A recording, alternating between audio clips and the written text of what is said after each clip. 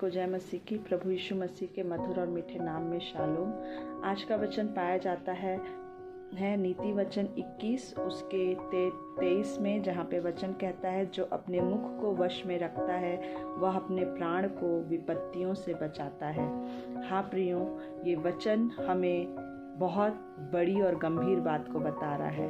ये बात है कि हर वक्त हमारे मुख से कैसी बातें निकल रही हैं, ये कैसी बातों के विषय में कह रहा है, ये हमें सोचने पर विवश करता है। हमारे मुख से कई बार ऐसी बातें निकलती हैं जो हमें ना ही सोचना चाहिए और ना ही अपने ज़बान पर लाना चाहिए, और जब हम उन बातों को अपने मुख पर ले आते हैं तो हम अपने लिए मृत्यु का द्वार खोल लेते हैं।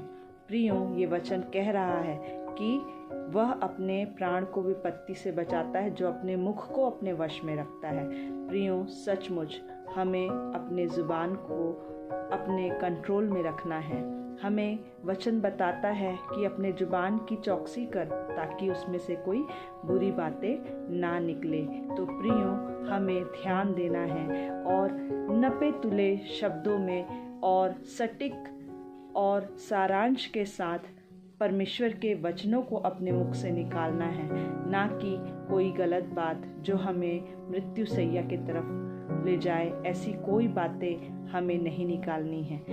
सिर्फ मृत्यु शैया का अर्थ ये नहीं है प्रियो की मौत, परंतु हम कहीं ना कहीं अपने मुख से गलत बातें करके बहुतों के ठोकर का कारण बनते हैं। इवन अपने ही आत्मा का सबसे पहले ठोकर का कारण हम बनते हैं। हम अपनी आत्मा को अशुद्ध कर जाते हैं, क्योंकि हमारे मन में अशुद्धता भरती है और वो चीज़ हमारे मुख से बाहर आती है। और जब हमारे मुख से वो चीज़ें बाहर आती हैं तो सुनने वाले, देखने वाले उस चीज़ को जानते, समझते और परखते हैं कि इसके मुख से ऐसी बातें निकल रही है, तो इसका मन कितना मैला होगा। तो प्रियों, ध्यान दीजिए कि आप क्या कह रहे हैं।